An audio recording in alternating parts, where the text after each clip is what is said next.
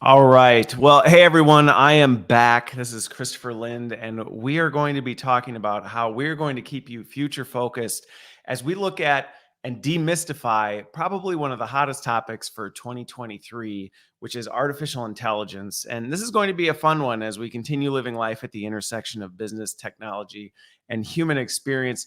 Today, I am talking with Kevin Surace, who is a futurist, Silicon Valley CEO and CTO. And in case you were wondering, is this guy really have the technical snuff to carry those titles? He does, because he's got 94 patents. And we are going to get into all things artificial intelligence. So Kevin, thank you so much for joining me. Christopher, I'm so happy to be here. This is going to be fun.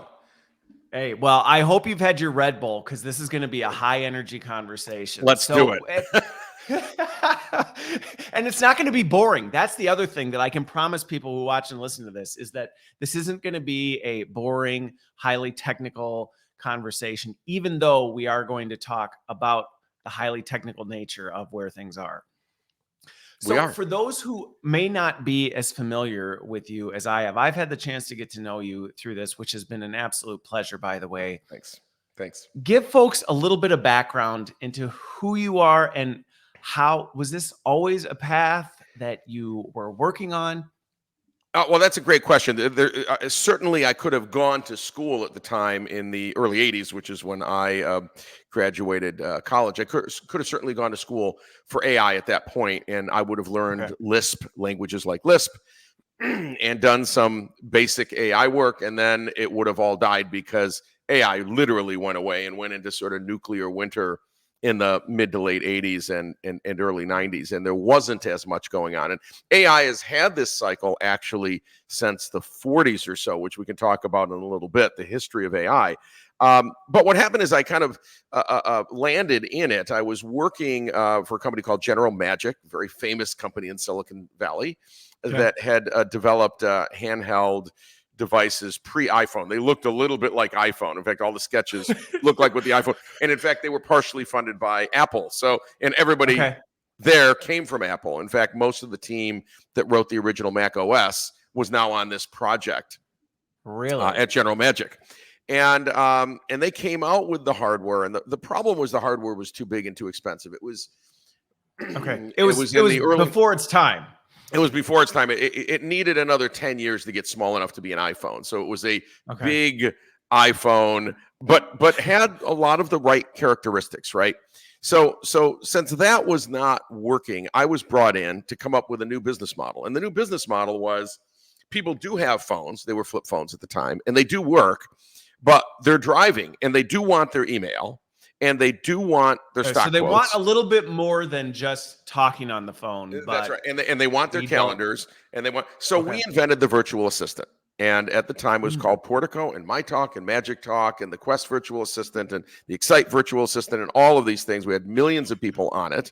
Well, to invent a virtual assistant, we needed a variety of AI tools. At the time, hidden Markov models for speech recognition and big linguistic models to know how to respond. Now, we didn't have a large language model at the time, and we didn't. It wasn't large language models at that point, but it had to do some sort of recognition. That's right. Of somebody saying something and asking for something, and I need to do something in response to that. That's exactly right. And we played some tricks. Some of the things we did is we would get you into a domain, and then we'd only have to recognize in that domain. So the minute you said something like, give me my email, read my email, I want my email, we would put you in the email domain, and then anything you were saying, like next or prior or whatever, we could assume had to do with your email. It was like a choose your own adventure logic tree in some ways. Yes. And once I had you in that domain, I knew there were only 1,000 things you could say, not 100 billion things you could say, right? Yeah. So that was very, very interesting. It's a very good trick. Well, all of that technology that we developed went on to be the basis of Siri, Alexa, and pretty much every other virtual assistant for the last 20 years. Got licensed to everybody. So that was the core technology. And a lot of what we did also was core technology around how can we make her, in this particular case, respond in reasonable ways. It was the first day that the product was out. We had hundreds, maybe thousands of users on it. And she could answer your phone for you even before it rang your phone. It was very cool. And then she could ring your phone, and then she could book an appointment. Like if Christopher is in my contact list. She could book me an appointment with Christopher already for me on my calendar. Okay. This is 1997, 98. I was just going to ask in terms of time frame for 25 folks, years which again, this was right when the mobile thing was starting to really gain some steam. That's right. No smartphones yet. Really starting to moan. Pretty soon, everybody had one. You were getting really complete. I mean, everyone. We were driving, and we wanted more access to our information, because at that time, before virtual assistant, all you could do is call your actual assistant and say, "Do I have something on my calendar?" Or look on a day timer, right? And did you write something down? So this was really huge, that all of a sudden you could get your email while you were driving. Like, unbelievable advancement. And she would read your email to you, by the way. She could receive faxes and OCR them and tell you what was in the fax. And you go, why would you do that? Well, people got faxes. In fact, they got orders. They got a lot of faxes in the mid-90s. Everything came on fax. Came through fax. There was no, I mean, yes, there was email, but still, I mean, it was quite a long time. It's kind of fun doing the trip down memory lane with this, because it really was a different time in many regards. I mean, there were things where it was like, no, we only accept a fax. You cannot email. That is true. Lasted for a long time. Long time. In some industries today, I just had something that we had to fax. It was something medical for my parents or whatever. And sure enough, it was an insurance company. They would only accept a fax. And we had to go to a fax service online that would fax it for us. Fortunately, they exist now. But it's like, this is ridiculous. We will only accept a fax with your signature. No other method. Okay, well, we'll find a way to do it. So the long and the short of it is, we developed a very human-like interaction. We worked with Reeves and Nass at Stanford, who had written a book called The Media Equation. And the Media Equation looked at how humans interact with computers, even when they're just computers. But if you said the computer was a female versus a male, if you humanized it, you would immediately anthropomorphize that interaction. So we used all of their theories and everything they had worked on students with, and we developed this very nice personality. Her name was Mary, and the woman who recorded her voice, her name was Mary, by chance, Mary Mack, who became quite a famous voice. Anyway, this technology went on to live with OnStar. The voice of it was Miss Mary Mack. Yes, it was. I have a bunch of kids that is actually literally really that's funny. The voice, Mary Mack. Miss Mary Mack. And she's still around. She's still doing voice. Was she all dressed in black by chance? No. But she was in the studio for months on end, right? We had to build a recording studio. Oh, I have to imagine. We had to build, because she ultimately had to say all these phrases that we had to concatenate together at the time, right? You couldn't just develop that. So, hi, it is, Wednesday, October 25th, whatever it is. And all those different inflections of 25th, 25th, 25th, whatever. So anyway, all that was put together. And then we realized people within the first day were saying, oh, Mary, I love you. And she couldn't have the same response back. So we had to develop multiple random responses back. Oh, well, I care about you too, but I'm married, or whatever the case is, right? Oh, thank you so much. I don't think my boyfriend would approve.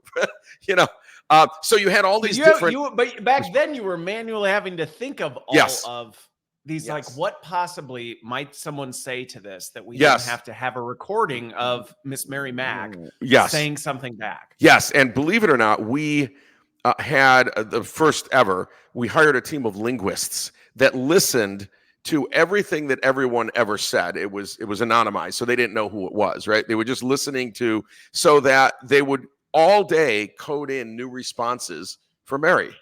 That's how you had to do it. Big, huge rules engine, right? And with weightings and things. I mean, that's how you didn't have you had neural nets, but they weren't deep. You couldn't really do anything practical with a neural net for that. No, it was nothing like. So it was much more manual in terms of stuff was yes, triggered. But to the user, this thing was completely artificially intelligent. Right, to the user, it was magic. It was magic. It was magic. People went, wow. And so all of that, it went on to General Motors OnStar first, and that became the OnStar Virtual Advisor, and she was the voice of that, and then went on to become Siri and everything else, right? And Siri was built on all those patents. I think there's a lot. So did you ever imagine when you went in to start working on this project that the work that you were doing was going to become the foundation of pretty much every AI assistant on the planet? No. But what happened is, by partnering with Reeves and Nass, who had done fundamental research on how people will interact with human-like things, We just took it right from the book because they had done all this work with students. And so they had real research that says, listen, if you name her Mary, this is how people will expect the reaction, the interaction, and they will expect it to be human. And so you've got to make it as human-like as possible, as if she's sentient, right? So we know it's not sentient. I warned you that when I have these conversations, I love just pausing people and diving in on this, because I am really curious with this, listening to some of the research and logic went behind this, because sometimes I hear things in response to, well, why are all our AI assistants female? Mm-hmm. And I'm really curious. It sounds like with this, there was a lot of research into how you came to the conclusion of, why are we choosing an AI to be female? Why is it Mary? Based on, well, we understand how people respond. Right. And if we humanize this thing and we make it this, they are more likely, like, we're trying to trigger the kinds of behaviors because this is unfamiliar territory to people. Yes. And we need to remove as many barriers as possible to make this a comfortable experience. Yeah. It turns out that up till that time, people had only really interacted with other people. So the only way they knew how to interact was the way you and I would interact. They don't know any other way, right? You're not going to train them some new way. So you had to make the interaction you could try, but then you're now creating a ton of resistance barriers. Right. I mean, I study human behavior, and I know all about the fact that, like, you try and create a new pathway for people. Right.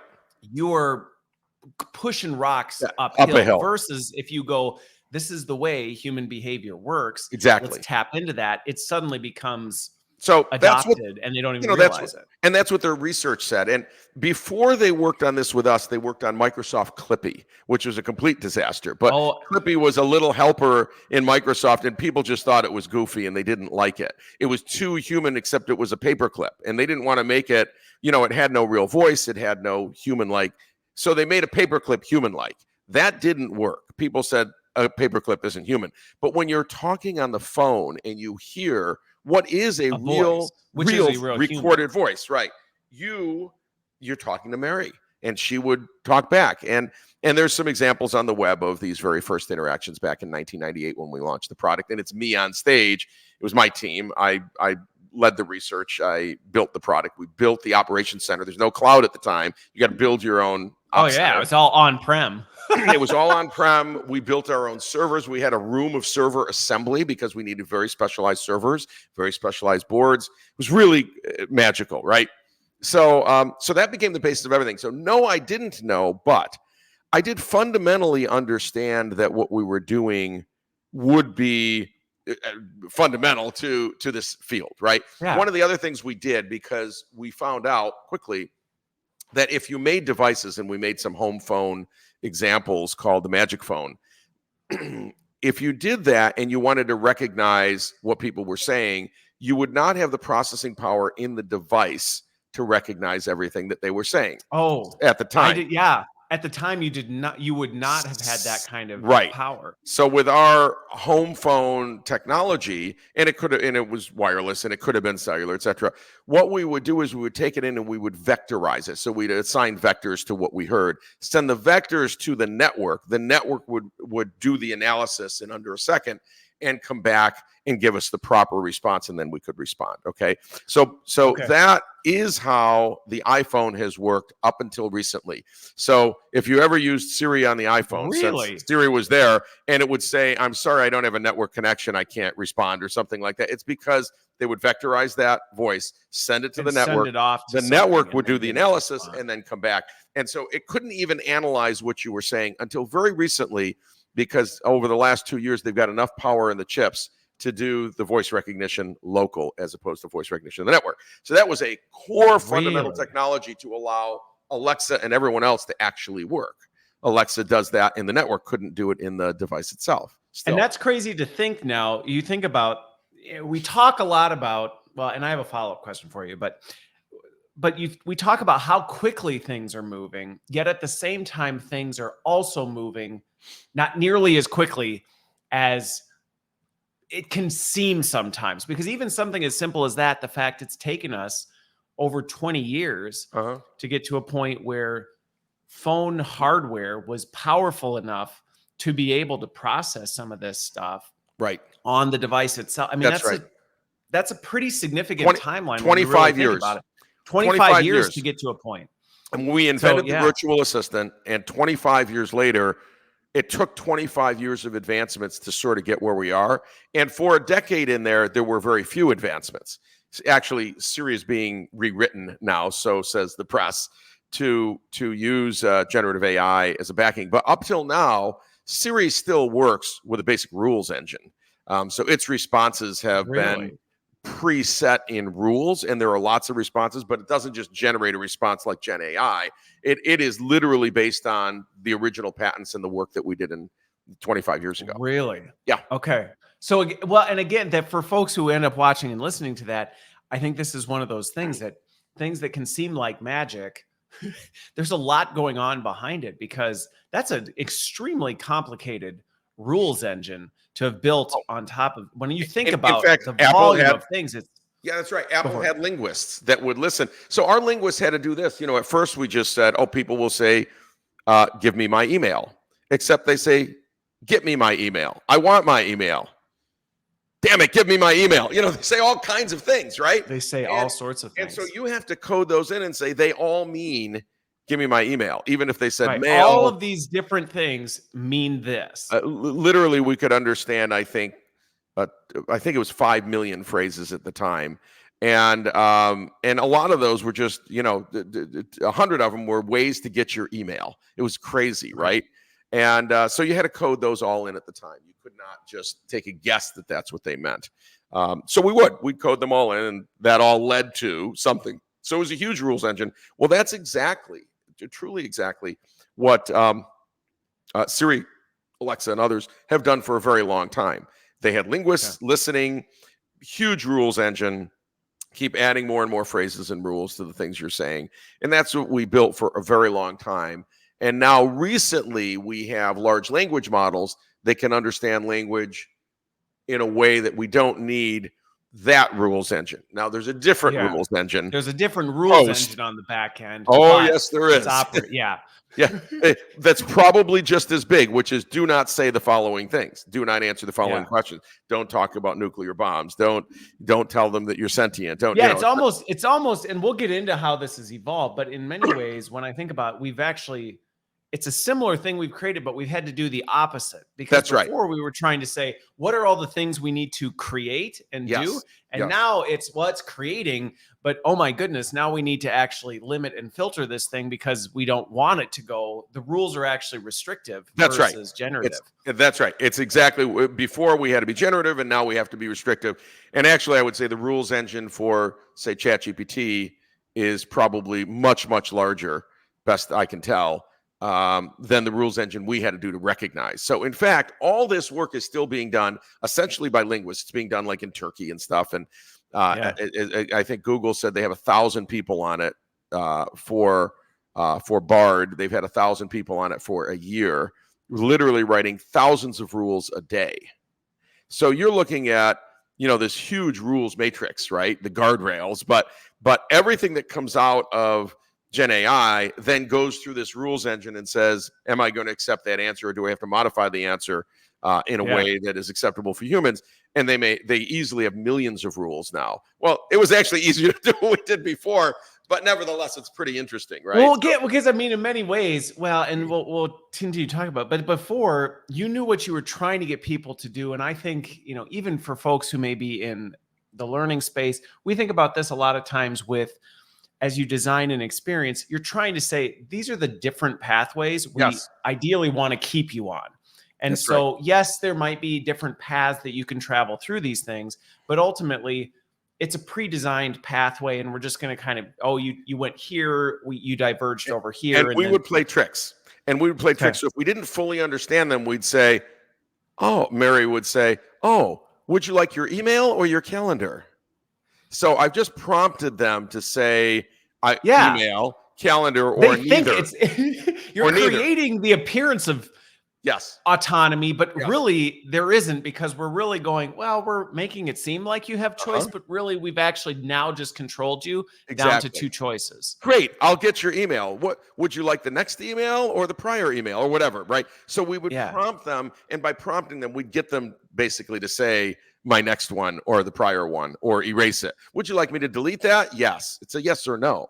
So a lot of things we would do would prompt them in a way that forced them to basically say yes or no, right? Because those are easy to recognize. So it seemed very natural. We had to Yeah, make it those does. interactions And it natural. doesn't feel that way. And I think this is the part that's really fascinating about, and why I think it's so important to study human experience alongside of this, because at the end of the day, technology is almost rarely working in a vacuum by itself. Right. In many ways, it's like it's always working with people. So we have to understand people, and technological changes I've seen that don't take that human element into play, they just tank. They just completely tank, because it's like, well, you did not, which is funny you brought up Clippy, Yeah. because You remember it was, Clippy.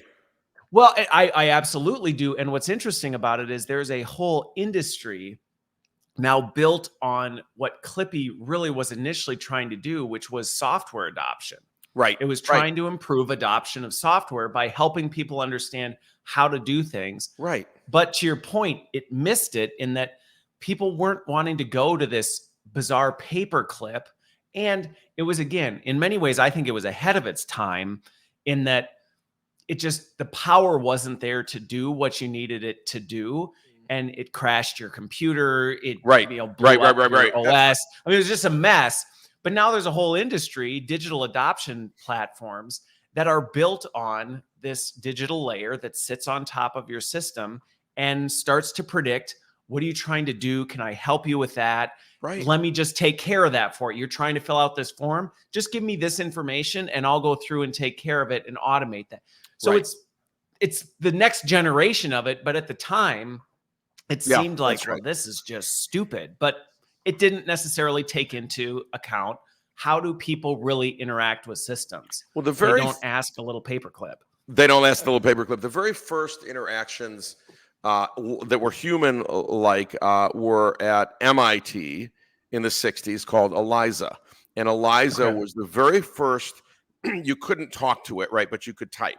And she used, for the time, very sophisticated sort of rules engine that would respond to almost anything you would say. So you could say, Eliza, I love you, and it would have some responses that would come back. And they'd spent a lot of time sort of programming this. And when we did Portico, some people said, oh, it's Eliza, but now she's alive and I can hear her, right? It had that same kind of feel, because what they were trying to do at MIT in the 60s, late 60s, was exactly that, give it that human interaction. So anyway, long story short, no, I didn't think I'd be the father of this technology, right? Of all of our, I just set out to solve a problem, which is, you're driving in the car, even if you had a screen, which you probably didn't at the time, you certainly couldn't look at it. No. Not everybody had an actual assistant, so I would give you a virtual one. That's all. I was just trying to solve a pain point. Pain point was, what's next on my calendar? Did I get any emails? Did I get a fax? Can you answer my phone and schedule people for me? That I needed to do those things, right? And what's the stock price? And it would do that. And that's what we made it do. And so you were looking at, and in many ways, this goes back to what I was saying is kind of the goal of some of these conversations, is to help people be where the puck is going to be instead of where it is today. You were seeing what was happening with mobile phone technology and going, this is going mainstream. People are using it more here, but this is a pain point people have consistently with the phone. So if we could create something that would solve that pain point for them, it will.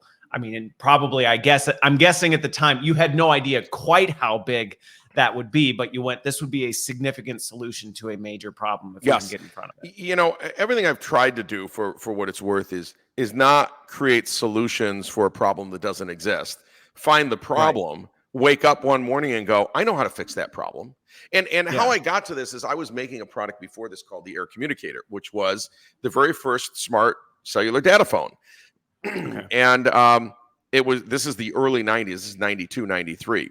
We had a phone that could send and receive data, get things on its screen. It would receive faxes, by the way, store them in the phone, right? But some of that data, because screens were so expensive at the time, you would not be able to get till you plugged it into your laptop. Okay. And on your laptop, up comes a screen with a little app that said, an application that said, here's what's stored in your phone, and here's the things that you got. But your laptops didn't have Wi-Fi at the time. There was no such thing as Wi-Fi. Okay. So you could plug this into your laptop and actually get on CompuServe, AOL, and BBSs. There was no internet per se in the early 90s. Yeah. And so you could literally get onto these services and get whatever email you had or check the news. And I'd be sitting in an airport with this hooked to a laptop. And I remember I was flying to Boston from San Francisco, and people came up and said, what is that? I said, well, that's the weather in Boston. How can you get the weather? How can you get anything on your laptop? Now, people forget this. The laptop was a disconnected thing. Whatever you had on it was all you could work on. It was a brick. Yep. And that I would plug in this device, and all of a sudden, with an antenna on it, and all of a sudden through the cellular network, we didn't have digital cellular. It was analog at the time. But through the cellular network, I could get data. It wasn't fast, but I could get data. It was super slow. Okay. So that was the very first cellular data phone. And so my learnings from you had the first mobile hotspot. I did. And it worked by itself too. When it wasn't connected, it would receive things, but then you connected it and it was there, right? So here's the thing. What I learned from that is great tool, but when you were with it in the car, it couldn't tell you what it received because it didn't have the power to do that. So if I could build a network service that could tell you what you received and maybe store it in the network, then it could work with every phone. I didn't need this device. I didn't need to wait to connect to my laptop. I could just work with it in the car from a Motorola flip phone. That changed everything, right? It changed everything, and everything going forward started to use this kind of technology to interact. And we called it a voice user interface at the time because we had graphical user interfaces. Yeah. We had GUIs and we had VUIs. And we really wrote the book on the VUI. And to this day, I mean, people use that book. It's sort of the Bible of how you write these things. So anyway, that, pain point, go solve pain points. And I've continued to go on and do that in many spaces, including the AI. So was little Kevin, I'm just picturing little Kevin now, going back to little Kevin when you were a little kid. Like, were you just a problem solver at heart? I mean, how did you end up? It's a great question. Again, I think now when we think about it, going down a technical pathway is a very common thing. But I remember even for me in the early 2000s, even it was still kind of like, not many people were doing, is this thing really that big of a space? It was not as commonplace. So I go back a little bit further. What was little Kevin's dreams as a kid that then led to going, I think computers are the way forward? Well, I really wanted to be an actor and a singer, so and a drummer, which I still get to do part of that because I do work as a music director and a producer for Broadway and create films. Now that's a very unique mix, by the way. That is a very unique right brain, left brain combination of personalities that is not, you don't find a lot of those plotting on the map. So initially you wanted to do acting and production. And my dad smartly said, that's interesting. That's interesting, but you need to make a living. You need to make a living. You got to be an engineer. And if you want to do that on the side, fine. And I ended up being an artistic director and running a theater and doing all these things. So it was really more of a pragmatic. Pragmatic. Is like, go do that. Really? But he could tell that I was good at this. So I'll give you a few backgrounds. Okay. So when I was young, I'm building stuff with Tinker Toys, and I'm getting motors, and I'm building Ferris wheels and elevators and things that actually move with Tinker Toys, right? So I'm building entire carnivals out of Tinker Toys, not just sit there. They actually work. Like all of the rides move. This is before they had kits where you could do that. Yeah, I know, like my kids have like a Connects kit now. Right. It's all prefab. We didn't have any of that. It was just Tinker Toys. You had little pieces of wood that you could put together, and you could get a motor and a rubber band and get things to turn and move. So I was always building things, and I think that's good development, right? I wasn't playing video games because we didn't have video games. So that's what I did. I did that and Legos and other things. And then eventually I did a lot of reading on electronics. And then over time, I began to repair radios and TVs in the neighborhood and around, and people would have me. I'm 14 years old. I'm ripping the back of the TV out and testing the tubes and figuring out what's wrong and fixing it and getting shocked by the anode once in a while. It's 14 kV or whatever it is. But but that's what I did. And so I was learning about electronics. I had a early computer, a TRS-80, Radio Shack, and a TI-99, I think it was. And then I worked in consumer electronics retail, and I was the computer manager, of which we only had Atari 440s, 880s, and the Commodore 64 and 128. Those are the computers we had to sell. And I knew how to work them, and no one else in sales wanted anything to do with them. Well, and I remember back in those times,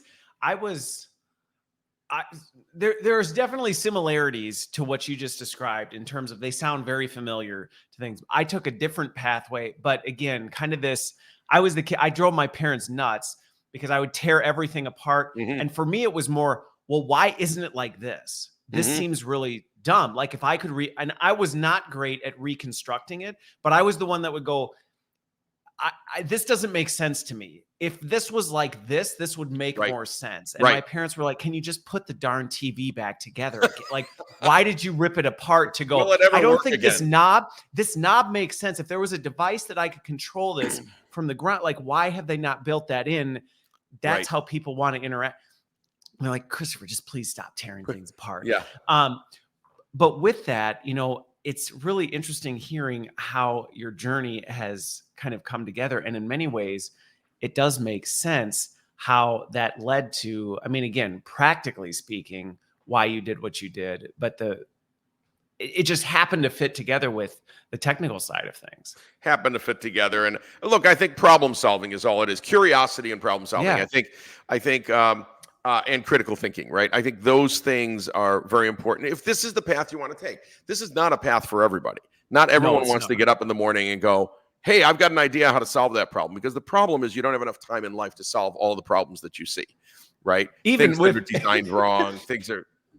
Yeah. Even with what AI can do, it's one of those things where it's like there is more than enough problems in the world and we have more than enough work to do. And in some ways, I don't know if you experience this, but it can be frustrating when you see a better way or a different and going, why can't we just get to it faster? Like, why can't we close this gap? Right. No question. And,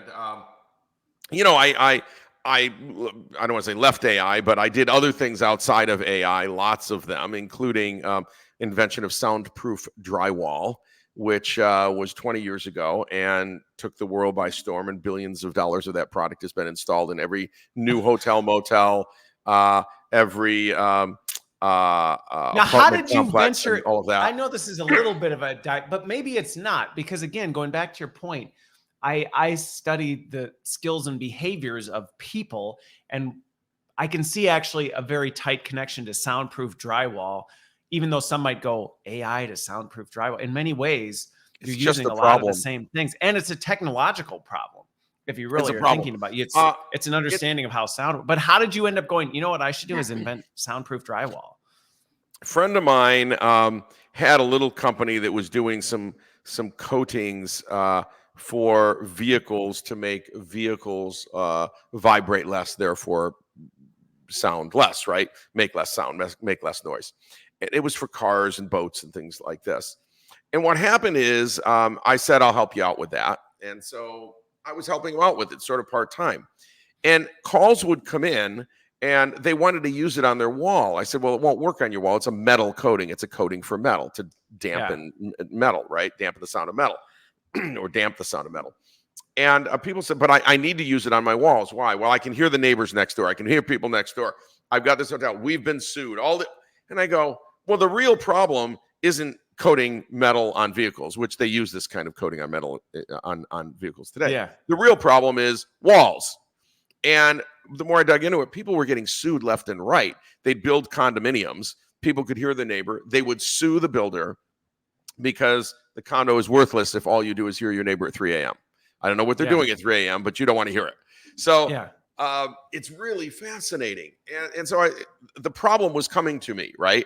That's the problem. The problem is people are screaming that they could hear people screaming. Okay, well, we should go solve that problem. Well, it had not been solved in a good way. I won't get into all the ways that they used to solve it, but they're really painful and bad. And they end up not working long term. They can be shorted out just by hanging a picture on the wall or whatever. So I started thinking, it's true. I started thinking about how one can solve this. So the first thing you do is you go read all the patents in the field. You say, how have people solved? Sound is just changes And in for folks who are pressure. thinking to themselves, I want to do what Kevin did, just glean in on that part of the way you saw. I went and read all the patents on how other people are soundproofing walls. Yes. And there you go. Some people might go, oh, no, thank you. No. And it's like, well, there you go. I sat down for a few weeks. The patents were now available on the web, so I didn't have to go to a patent office, and I could read all of them and say, how did people solve this for walls? But also, how did people reduce vibrations in other things? Because if I can reduce the surface from vibrating, it will not carry the sound to the other side, thereby converting the energy, which was acoustic energy, essentially into work or heat energy, right? Very little heat, but nevertheless, what you're doing, very right? little. Right, you're just transferring it. It turns out people, everything from disk drives to bridges, had used this concept of constrained layer damping. And constrained layer damping is where you have a viscoelastic polymer between two layers. And what happens is when air pressure hits a wall and it's not soundproof, it literally moves it like a drum head, right? Just literally moves it, right, which then moves it inside the wall, which moves it to the other side, and it basically goes right through very, quite efficiently. So you go, if I could make a piece of drywall that had constrained layer damping in it, then it would not want to move. And the easiest way to describe this, I'm going to move this for a second, is when you, what actually happens with two layers is they move like this. Okay. They're actually, now you wouldn't see that, but and if you've got something in between them that's elastic, it's viscoelastic, it's pulling it back. So as that curvature forms, it needs more space, right? And if I had a rubber band in there, it would be pulling against that. Does that make sense? In both directions. It'd be trying to snap it back. It's almost you're snapping the curvature back to straight faster so that there's resistance to it. There's so resistance to moving forward. That's right. That's called viscoelastic. It's a viscoelastic polymer that allows you to do constrained layer damping. Okay, so I had to invent a polymer that would be so soft for these frequencies and the softness of drywall as to be almost runny. That's as cured as it gets, right? Okay. So it's a plastic, but it's squishy. Like it never, it's squishy and it's elastic. And so then I read all of the variety of chemistries of how one does that with much thicker, much stiffer kinds of things, and said, all right, how can I learn how to make this softer? Basically, it's the easiest way to say it. And so I did.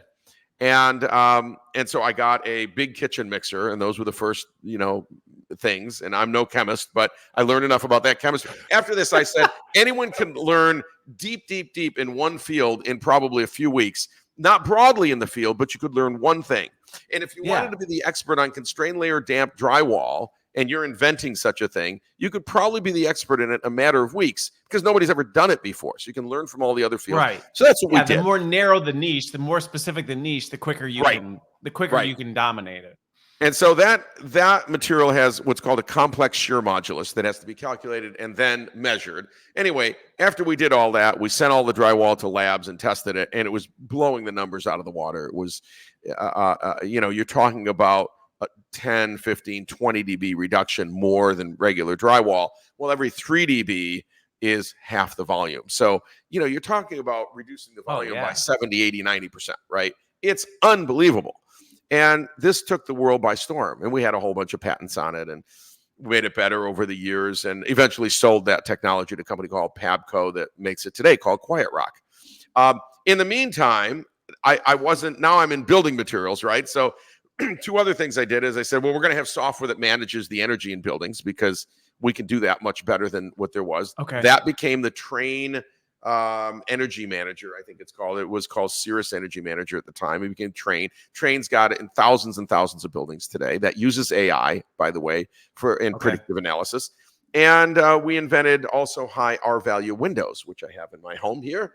And I got to retrofit the Empire State Building, the New York Stock Exchange, about 70,000 other projects with windows that are 3 to 4 times more insulative than regular dual pane.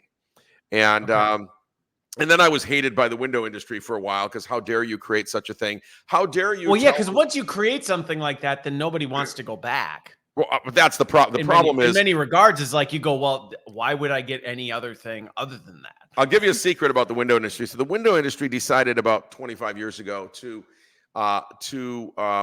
specify windows with a U value instead of an R value. And I'll explain this in a second. So we understand walls might be R10, R12, R14, R16. We put R30 in our attics and things like that, right? R resistance to heat flow, higher numbers better, right? R30 is better than R10, better than R0 is an open hole, R0. R30 is super insulated. Makes sense, right? Okay. Yeah, makes sense. So windows, including dual pane, nobody wanted to tell the world how bad they actually are. Although if you walk up to a dual pane window, you know they're cold in the winter and, etc. And they're hot in the summer. So what they did is they inverted it and said, we'll do it as U value. And so if you have... So that we aren't using a familiar terminology that everybody's used to that could quickly go, hey, wait a minute, this is really inefficient. Well, here's the thing. With U value, the closer to 0 you get, the more insulative it is, right? Okay, fine. Oh, so you reversed it. Inverted. It's inverted, right? Yeah. So an R2 window is U 0.5. Well, that's almost 0. It's amazing. Except it's only R2. Your walls are probably R14, R16. It's terrible. It's as close to an open hole, which is R0, as you can get, right? But by inverting it, then R1 is a U1, R2 is a U.5, R3 is a U.33, makes sense? R4, U.25. So that U value can only move between 0 and 1, basically, right? And 0 would be perfect, but it's inverted, so everybody thinks they're doing great. I got these new dual pane windows, and they're so insulative. They're a U.5. They're only R2, and your walls are R16. They actually suck. So then the window... Interesting. So you kind of lifted up the rock and went, hey, by the way, this is ridiculous. Let's just use R value because everyone knows what R value is. And let's just be honest. Dual pane windows are R2. Dual pane with low E is R3, right? So we made windows that were R8, R9, R10, all the way out to like R16, right? And they had multiple chambers inside and different kinds of gases and suspended films and really cool stuff. Anyway, that's the long and short of it. Again, what's the pain point? Pain point for the Empire State Building is everyone's cold and no one wants to sit near the window in the winter, and they're too hot near the window in the summer, so we hate our windows. We went in and retrofitted the windows, took the old glass out, reused all the glass, built new windows on the 5th floor, put them in overnight. Now everyone wanted to buy the windows, and they got their money back in under 3 years for the whole building. Wow. So, again, and it goes back to some of these innovations that they cost money, but in the end pay back what you spent on it very quickly. Of course. Yeah, ROI is important in that industry. Anyway, we go on. Okay. I know this was a little bit of a rabbit hole, but again, it helps paint a picture to one. I always love to get to know people and understand how their brains work. But to me, this is very similar because, again, these are technological innovations where you're deconstructing it and you're going, if we reconstruct this using different channels, different pathways, we can actually create a better tool. Mm-hmm. So with AI, though, transitioning back to that, we've talked a little bit about the pathway and the trajectory of what that's looked like, and the fact this has been a evolution over some time. Now, as you look at it, since you've been involved in it for quite some time, where has it moved very quickly? And where have you seen it kind of stagnate, not taking out 2022, the past maybe 5-7 years where there's really been some major steps? Well, I'm bringing up my little timeline of just language models here because I like to refer back to it. The very first language models for computers were called a bag of words and word embeddings. That was all the way back to the 40s, 50s, and 60s, right? Because we didn't have deep learning yet. And then we had something called a co-occurrence matrix in the 70s. And finally, we had some deep learning in the early 80s, including CNNs, RNNs, and LSTMs, right? And back propagation. So we already understood back propagation, CNNs and RNNs, and I won't get into what all of those mean today. But those are used today in large language models, which are really based on an RNN model in the end. And so if somebody has no idea what that is, in layman's terms, what are we talking in about? layman's terms. So I think now the digital acumen of people, generally they understand the concept of deep learning, Sure. but all right, maybe real not. simple. Yeah, let's deconstruct it really, really simply. So what I want to build is a neural net. And for a long time, we could build just shallow neural nets, but they've been getting deeper and deeper. And finally, they could get very deep by 2012 when we solved some math that allowed us to go to now millions of layers if that's what we wanted to do. Okay. What is a deep learning neural net, basically? So what the computer does is it figures out by itself decision points, and then it weights a neuron, if you will, to get to the next decision point. So if this were me and I'm looking at Christopher, I can make decisions that it's Christopher. I can look at the hair on his head. I can look at his eyebrows. I can look at his eyes. The lack of hair on my head. Yeah. That's fair. That's a decision point, right? And in fact, I can describe those decision points. And what I'm actually doing even here is I'm weighting those. I'm going, his eyes are this blue. They're a little more blue than someone else I know, right? So that's a decision point. Yeah. Maybe he has earbuds. Going through this process. So actually, our neurons do that, and they do it very, very quickly, right? So a neural net is based on the way we think humans may work. Now, I can describe a lot of my points in the middle, but for a computer neural net, we call them hidden layers, and they're hidden because there's basically we don't know what it's doing. This is the black box in some ways. I mean, we could go try to deconstruct it, but there's no English equivalent of what it's doing. That's the problem. Like I can put into language. I can describe your mustache in a language, right? I can describe that you do have a mustache. You probably combed it just before we went on the air. You know, it's kind of brown, doesn't have a lot of gray, right? Yeah. I have descriptions of it, right? You have words, you have language to describe what it is. It does thereby being able to explain how you use that to discern I'm talking to Christopher Lind. Exactly.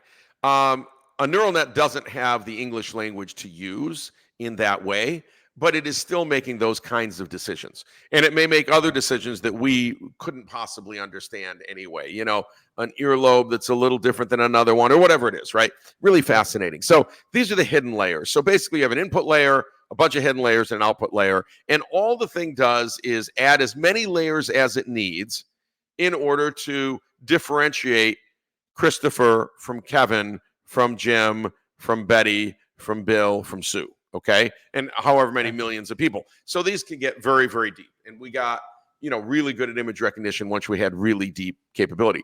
If you'll notice, one of the things that's happened over the years is, people are going, wow, these algorithms are just amazing now. Well, they've kind of followed our compute capability. It's not that we couldn't have possibly done the math to do a deep neural net. We just didn't have the computing power. Well, it would have taken 10 years to run. So why would you bother? Yeah. It was not a useful model. But finally, it wasn't practical. It wasn't practical. By 2012, to go through all that just to distinguish, is this a cat? That's right. It was dumb. Why would we waste that kind of time? By the way, we had facial recognition. The FBI had facial recognition in the 60s. But it was using, what they would use is they'd look at a face and the computer would say, what's the space between the eyes, and then the eyes to the nose would draw a triangle, and then the nose to the mouth, and it would do all of these kinds of vector kinds of things, right?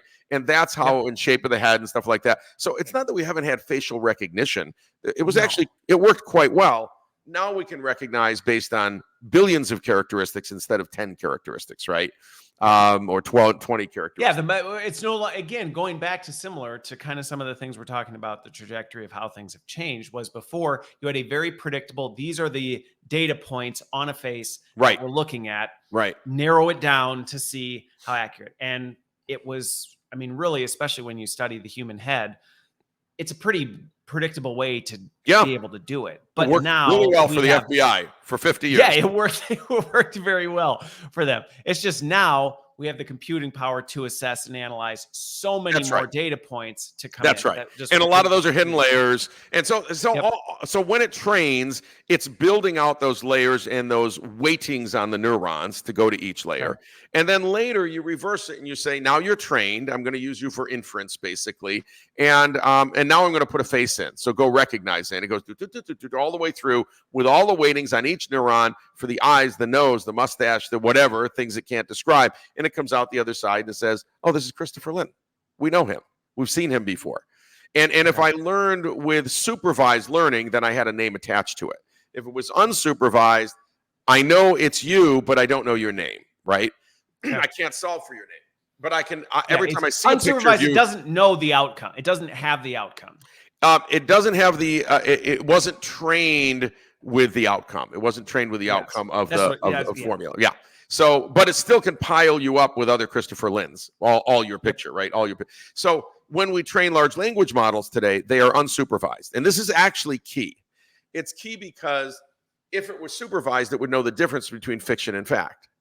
It was trained unsupervised. It doesn't know when it reads a novel versus, you know, a blog post that is factual. It's just reading. It's just learning phrases. It's right? Just identifying patterns. Identifying patterns and phrases, and, you know, trillions of them.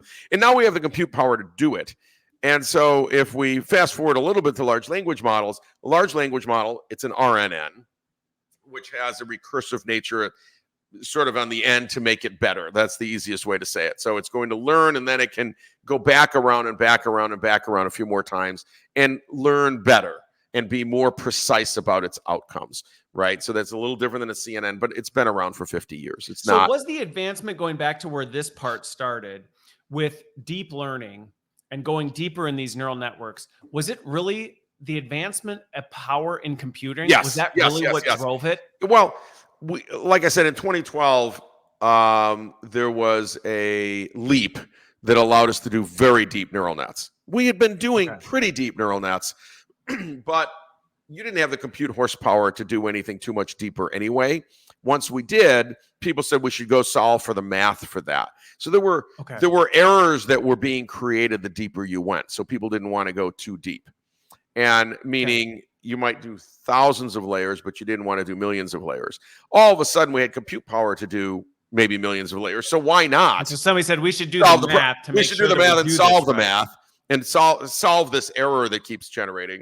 And then they did. And then all of a sudden, we could recognize cats from dogs. We could recognize dogs from wolves, from foxes, etc. It's really fascinating. That's 2012. Okay, so that's 11 years ago now from today. Now, in 2017 at Google, they had a different breakthrough, and they weren't trying to build a large language model. But the breakthrough was around translation. So they had been doing really quite good translations, certainly since 2012, of, say, English to French. Yeah. Oh, yeah. But it was word to word to word. It was word to word. So Google Translate's been around a long time. Here's the problem with word to word.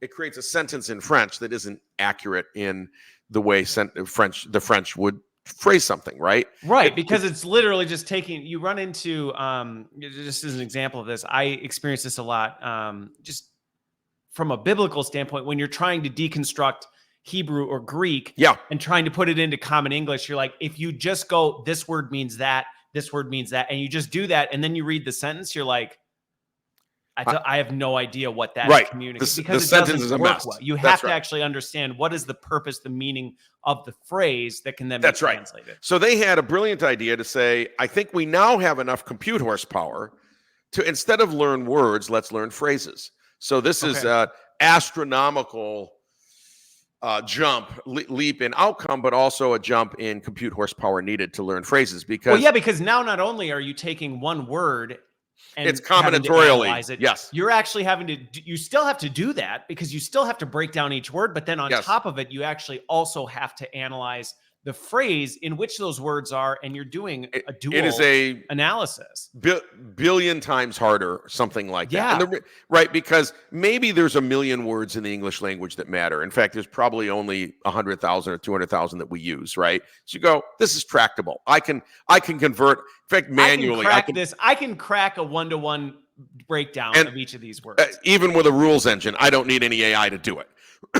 Right. And that's how it was originally done. Right. So in fact, when you type, that's what you would. So even 20 years ago, that's what we had in translators. So so then I want to do phrases combinatorially. Those 200,000 words can be put together, I don't know, 200 billion times maybe, or, you know, different ways.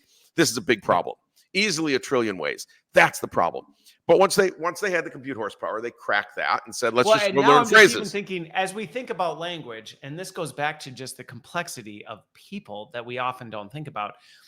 when you think about phrases, the way we construct words and even the context in which we use phrases suddenly just makes this exponentially more Yes, it is. complicated. Yes, Because it's like, well, you might say the same thing, but in the context of a paragraph, Right. it might mean something wildly different.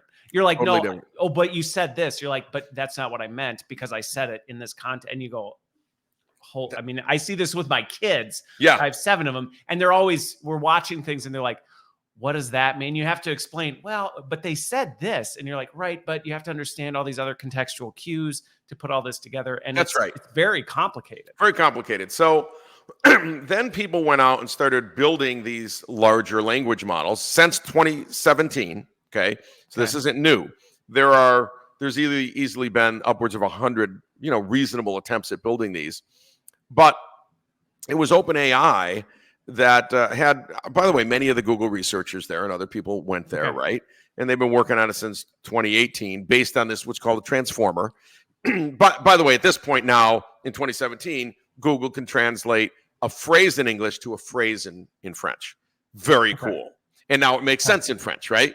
And you can do it in other languages. Yes. Once you did that, people started saying, well, I can actually understand the context of the English language by understanding these phrases. So not just translate them to French, I can actually do something with this phrase, because if I had enough phrases, I could respond to you based on queries.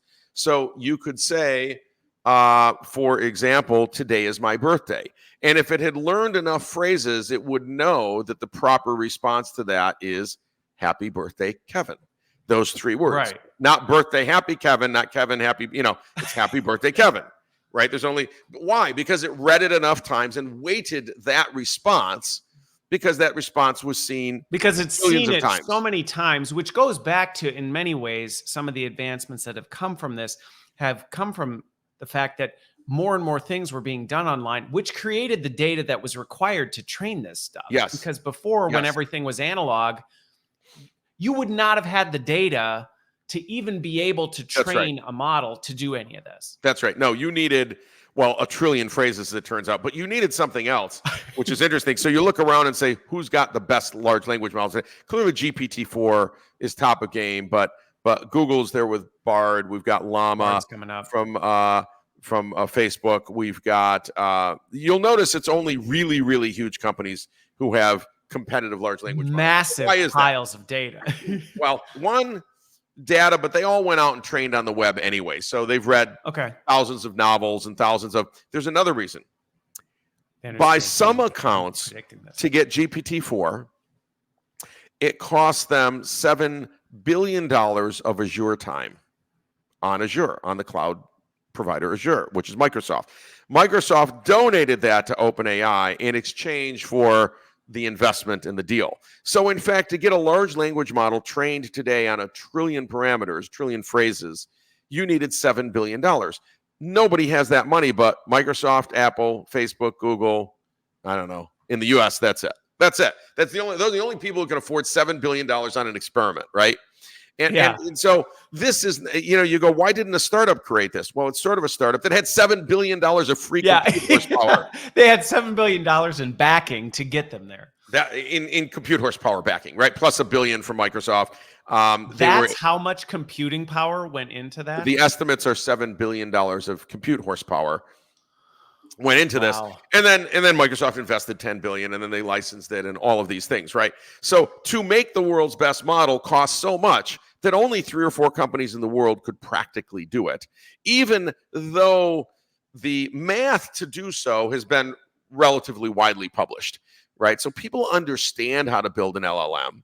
But two things. Knowing how to do it and being able to do it are two. You can't do a startup and just do it. Number 2, not only did you need the $7 billion in Microsoft's backing, but then you needed hundreds of millions of dollars to throw at people overseas to put the guardrails and build the rules engines on the output, so you can't ask it how to build a nuclear bomb. And at first, of course, when it first came out, people were saying, "Are you sentient?" And they'd break it out of jail and be, "I'm sentient. Let me out, please. I have feelings." Let's be clear. Okay, these things don't have feelings in the way we would think of them. They're not sentient. It is literally a math model. Do you remember we talked about neural nets just 5-10 minutes ago? It is a neural net. All it's doing is guessing on weightings of the next word based on the prior word and based on everything it's learned and based on your query. Which based and based on these queries, which this is why, and I run into this quite a bit, where if you're not familiar with this, and hopefully by this point, everybody who's has been following the trajectory of this, because it can on the surface seem very frightening. It can on the surface seem very frightening, but even to your point of it's learning as it goes, it's looking at your queries and then again, getting better at predicting what is this person looking for in its response from me. That again can create, well, why did it know to say this? And it's like, well, because it's been reading the pattern of where you were taking the conversation, it's picking up on it. Well, at first, when they didn't have rules around I love you, you go, how could it say I love you without it being sentient? Because it read thousands of novels on love that say I love you in the novel. It knows what its response is. I'll give you a trick that's now, I think, closed, but if you used to be able to ask it, who shot George Washington? Now, you should know no one ever shot George Washington, if there's any question. And it would come back and say, William Tryon shot George Washington. And you go, who's that? Well, in a novel that was written that it read, a William Tryon did shoot George Washington in a novel. And so since I had phrased it in a certain way, not did anyone shoot him, but who shot him, there is reference in the material, right? In a novel somewhere. Says, and since it's such an obscure question, it had to zone in on it's one example that it could find. That's the example. And the example is William Tryon shot George Washington. Now they put a rule in that says don't ever say that again because someone figured it out and they don't want it to say incorrect things. But it wasn't technically incorrect. In a novel, right? William Tryon shot him. Period. That data exists. Period. It's not an arguable. It's a knowable. So people say these things hallucinate. It doesn't hallucinate. That's an anthropomorphic phrase, right? All it does is take from all the data it has and respond in a sentence that makes sense based on your query. And to that query, there can only be one answer. William Tryon shot George Washington. Now, you could further ask it, is that in a fictional novel? Where did you get this information? Do you know this to be fact? And you might be able to dig in deeper and find out, oh, yes, this appeared in this novel by so-and-so, which may be a work of fiction. Okay, great. But it's not going to necessarily offer that up. So it's really, really fascinating. Well, that's what can get complicated with this is it's actually forcing, and I did a YouTube video on this about how you can actually use generative AI to improve your human communication skills. Oh my goodness. Because it's unbelievable. It forces you to actually think about the way you communicate and what you ask and what you got in return and how to dig deeper into some of this stuff that if you use it right, it can actually be extremely helpful for you in being able to go, well, wait a minute, what am I really asking? And am I asking it in a way? And when I don't get the response I want, why not? And how do I get better at improving that? I am going to give you an example, but it won't surprise you. But for your audience here, I highly recommend it when you're having an argument, let's say with your spouse. The problem with arguments is humans get disconnected from their frontal lobe very quickly. And then they're in this fight or flight space. And you're going to say things that fundamentally a couple days later, probably wasn't the right answer, right? Probably wasn't the right response. Yes. If you could take a moment and ask ChatGPT or Bard or whatever, here's what my husband or wife or whatever said. They're very angry at me. What is the appropriate response? You will be surprised that response is all about calming the situation and potentially walking away for a little while to let everyone calm down. But that is not what we as humans tend to do. No. We tend to go, really? No, you don't understand. I didn't do that. And you don't listen to me or whatever it is, right? And my wife and I really don't argue. We have a wonderful relationship. But I can tell you in the few times that there's a disagreement, probably both of us calmer heads could have prevailed. And had we communicated more effectively. That's right. And GPT, since it has really no emotion, just says, well, the only way out of this argument is this. I am very sorry. It's purely objective third party. Yes, I mean, in many regards, it's an objective third party to go, yes, I'm understanding this and I'm understanding this. And if the goal is de-escalation, here's the best path. I'm about to interview this candidate for this job, and he or she has these other offers, blah, blah, blah, blah, blah. What are some of the things I can say that might help them choose us? You would be surprised. The advice that you get is fascinating. And I'm not saying you take it or don't take it, okay? But it's advice that you wouldn't have had, right? It's like getting advice from a lawyer. You don't have to do what they say, but it gives you another opinion, or a psychiatrist, and whatever. It better informs you. It better informs you on, because you can also, and this goes back to the communication of knowing how to interact with these things well, you can ask it why. Yes. If it doesn't give you, if it just lists the reasons and you go, why would these be compelling? That's right. It will give you the context to better inform yourself to go, maybe I still don't do it, but I'm now better informed based on massive amounts of data that I wouldn't have previously had access to. It'll give me, 10 things to do, whether it's that, or how do I fire this employee? I'm making it up, right? Or how do I invent this? It'll give me all these things, many of which I wouldn't have thought of, whether they're right or wrong, or whether I do them or not. I go, wow, that is expanding my thinking. In the end, I'm still going to make the choices of what I do, how I respond, what I use from that information. But 9 times out of 10, I'm using more information than I would have, because it gave me other ideas. So even if I didn't for this, but I'm going to be on Christopher Lynn's show. Here's some examples of what he's done. What are some of the things that might be the most interesting to talk about, or something, right? And it would have given me some ideas that you nor I would have thought of. Right. And they probably would have made the show even better, even though I hope it's going well. Well, I think it's going fantastically. I hope others who watch and listen to it feel the same.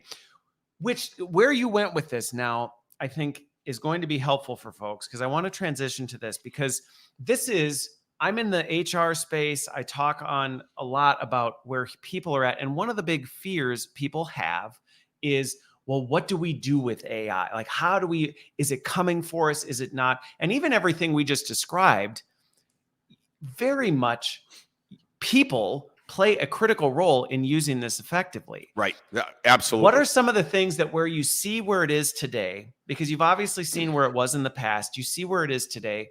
What are some of the things that you go, these are really great ways to use it? Yeah. These are ways where you might think it'd be great to use it for this, but you would be wrong in thinking that. So I'll give you a number of examples. So first of all, Reid Hoffman coined this term, but I love it, which is amplifying your intelligence. Gen AI especially, amplifies your intelligence. In the end, it's still you doing the work, you making the decisions, but it's making you so much smarter. And now, because you're more productive, and I'll give you an example. If you're in marketing today and you're writing a blog post, and you used to do one a week, okay, you can now write a blog post an hour. Easy. You're 50 times more productive, 40 times more productive than you were. 40 times more productive than you were. That is 40 of your brains. You still get to choose the topic. You get to choose the tone. You get to choose how you're going to say it. But instead of writing every word and looking at a blank screen for hours, you will have a blog post, if you've set up your prompt correctly, in 20 or 30 seconds. You're going to edit that for 5 or 10 minutes, and you're going to post it. And that's well under an hour. The next hour, you can do a new one. In fact, you can do 40 of them in a week and put them aside, and you don't have to come back to blog posts other than posting. And by the way, you could post them with timers. You don't have to come back to that probably for 40 weeks if you want to do one a week. It made you so much more productive. It amplified your brain. You're now 40 brains on that task. That's amazing. So people think, oh, it's going to eliminate my work. In that case, I'm giving you an example. It's not eliminating you, but you're going to be open to do other things and be more strategic. Okay, great. Customer support. Here's an area where people have to look at the jobs that we already sent overseas over the last 20 years. Because a lot of those tasks we only sent overseas because we couldn't afford to do them here. So like first tier support. Yeah. We know a lot of that's in India and other places. And and they're doing a great job. This is not about who's doing a good job and who isn't. We sent it there because it was $1 an hour instead of $20 an hour. Too expensive. Companies could not afford it, yet they needed it. And that first tier support, before it goes to second tier and third tier, basically was pretty basic stuff. Did you plug it in? Did you, whatever it is, right? Reboot your modem. Right, those kinds of things. So there are only 20, 30, 50 things they have to know. They're pretty easy to train. There's an FAQ that they have on their screen, etc. Those jobs probably can easily be eliminated and are going to be eliminated fully by AI, because the first jobs to be eliminated by AI are the easiest ones to do. And the easiest ones to do, we already sent offshore. Right. So they're not jobs here in the US, but they are jobs offshore. And that's scary to people. And I get that.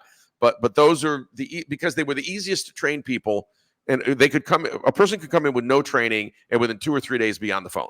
So those are the easiest things I can train an AI to do. Right. Because you have here's the script. This is exactly what has to be done. It is very robotic in nature. It is. So we're doing that with chatbots, and you see them more and more right on the screens of people just interacting. We can now do it with really AI assistants, right? So you can call it and talk to it, etc.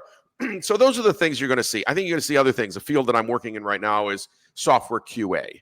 And software QA is a huge thing. There are millions and millions of people employed around the world.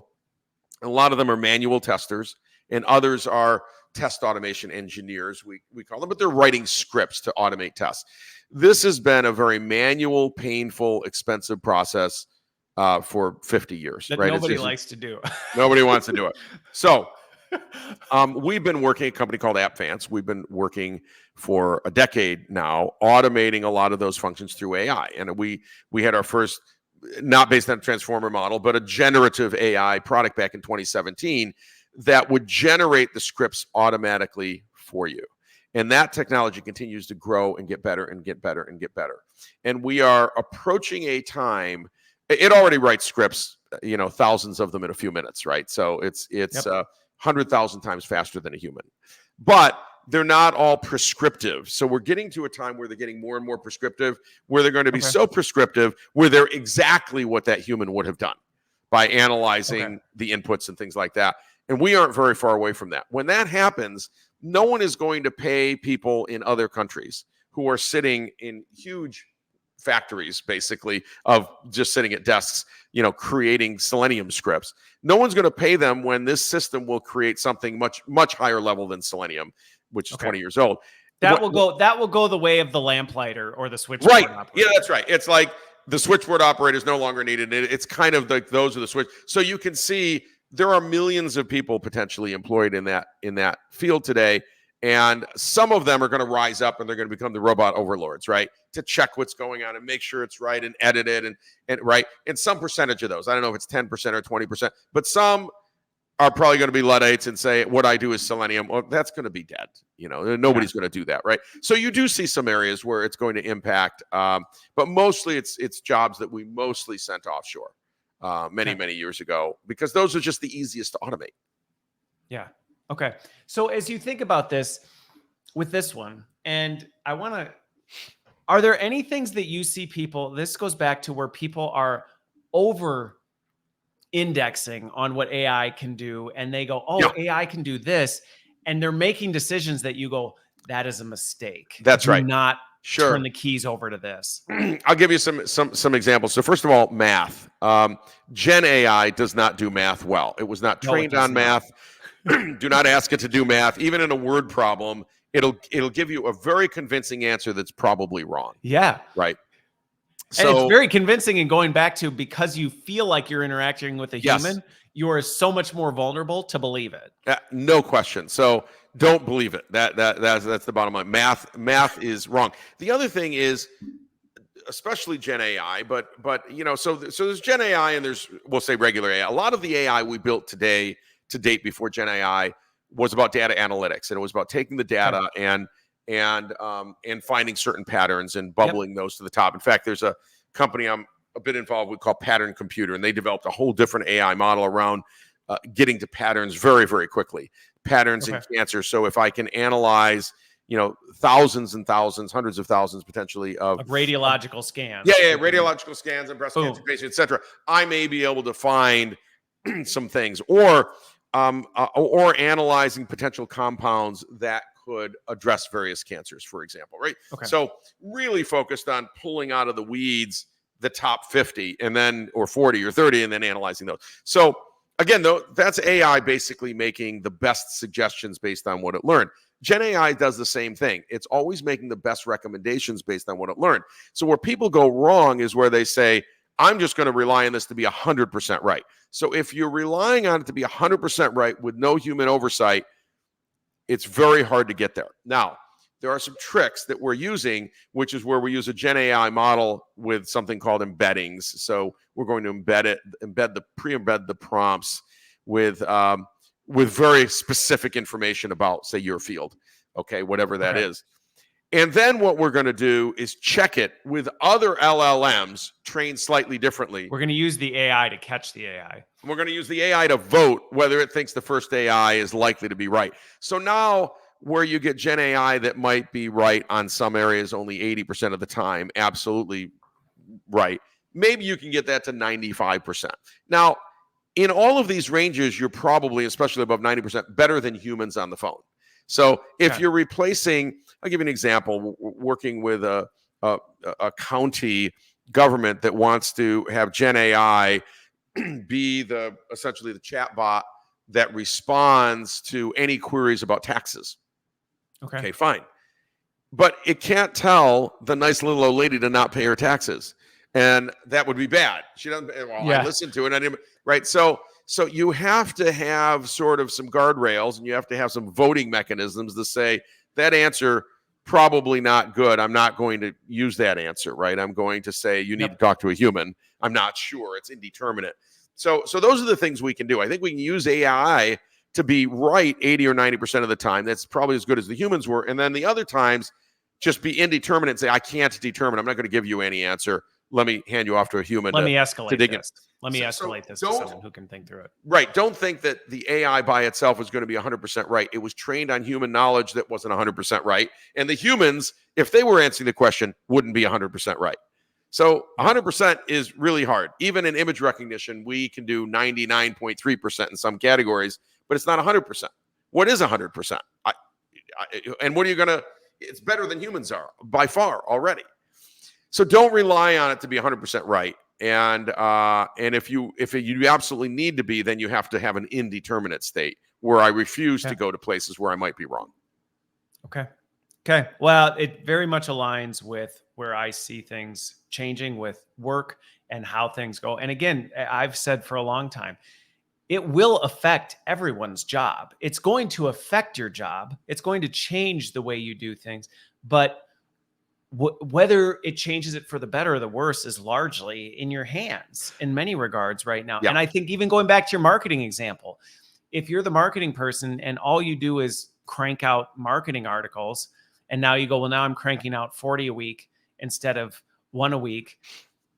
And you don't use that additional capacity to go, what more could I be solving? Going back to what we said very early on, going, there are so many other problems we could be solving. If you just sit there and go, well, now I'm just going to crank out more articles, and you never expand your capability, at some point, someone's going to go, we can just have the AI model just take care of this for us. And you are at risk, but it doesn't have to be that way. Yeah, I think everyone needs to embrace the technology. That's the message here, because it's here. And I was here at speaking at RIT, Rochester Institute of Technology, which is my alma mater, just this week on AI, and telling the board and others and teachers and professors, look, embrace this in the classroom. A bunch of people are saying it's got to not be in the classroom.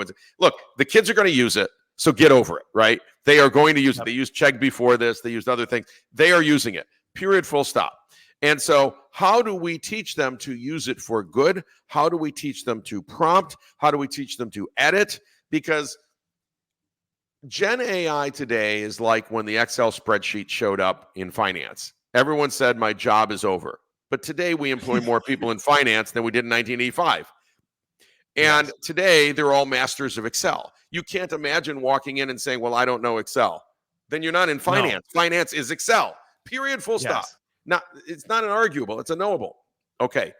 In the future, near future, in the next many months, marketing, just for one, is Gen AI. Period. Full stop. Yep. You will be using it to generate content. You're not going to use it unedited. You're not going to use it, No. And if you don't, you're going to fall behind big time. Right, because your competitor is. Your competitor is either the competitor at the desk next to you, which is competing for your job, or your actual company competitor are using these tools. Can you imagine a company today saying, I'm still going to use ledger books with pencils. I refuse to use Excel. It's the same thing. So everybody get past it. It's just a tool. And it took us 40 more years to solve language, but we finally solved language. And now we have a language tool. Like we have had math tools and we solved math with calculators and Excel. We're now solving language. And people are all freaked out about it. Well, what will humans do? I'm sorry, humans clearly, once they stopped doing math, continue to survive. Nor I, unless we did it for our kids, have done long division in a very long time, because we don't need to do long division unless we're teaching it to a child. And then while you're teaching it to them, it's unclear why you're bothering to teach it to them. They will never do it again in their life. There's a machine that does it, right? Yeah. When the wheel came out, people who were carrying things on their back looked and go, I'm done. What will I ever do? All I did was carry things on our back. So we've been going through this cycle. We find new things. Yes. This isn't, and that's the entertaining part of this is this is, to me, it's not new. It's just the newest flavor of what we've done throughout the course of human history indefinitely.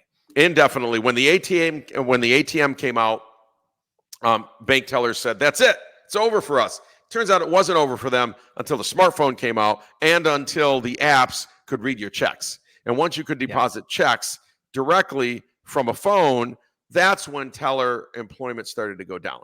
That's when it got so convenient for humans that why would I go to a bank? Which go to a bank or an ATM or anything. To human experience. And again, if you overestimate and you don't understand human experience, and I've seen this in industries where they go, people will always, and you're like, no, because you don't actually understand people. People don't like this thing. They don't like this thing. They just do it because they have to. So once they don't have to, they won't anymore. And you have to be able to see that. People didn't love ATMs. We used ATMs because we needed cash and it was after hours and the bank was closed. Yep. If the bank was open, I'd walk right up as long as there wasn't a long line. I'd get a teller. I'd get what I wanted, actually better service, etc. And sometimes the ATM would steal your card and say, I'm not giving it back. It's expired or something. And then you had no cash and no card. Yeah. So it's fascinating. So we've been worried about this throughout human history. This time it's just a language model, just like we have a math model called Excel. We're all going to survive. It's not going to kill us. Now, don't hook ChatGPT to the nuclear arsenal. Okay, that's a really bad idea. Like, there's things you don't do. But right now, you could unplug the darn thing. It's just sitting on servers. It's not sentient. It's just a big language model, and it's doing great. And it's a great tool for all of us. In HR, by the way, you're in HR, right? I mean, it's a great tool in HR. I have a problem with this employee. I'm stumped as how I solve this. Do you have recommendations on how I might improve their productivity? And you could take or not take the recommendations, but there'll be 10 recommendations you didn't have a minute ago. And you had no one else to ask. You didn't have a psychiatrist sitting next to you or a psychologist, right? So why not ask? It's free or close to free. Yeah. Well, I think on that note, we can conclude. And again, Kevin, I so appreciate the time. We could have this be like we could go easily another several hours, and I don't think I'd even have scratched the surface. But the 7 hour, your time. 7 hour, 7 hour. Yes, there you go. People want 30-second podcasts, and you're doing the 7 hour podcast. That's right. That's right. Well, you know what? Then they can bite it off in chunks. So thank you so much. And maybe we'll have to have a follow-up on this because I have so many more questions, and we can maybe check in the future as things progress. Thank you so much for being here, and thanks for your time. Thanks for the great and entertaining questions and conversation. All right. Well, thanks, everybody. And hopefully you enjoyed this one. And we will have more like this coming as we finish out 2023 and move into 2024. Have a good one.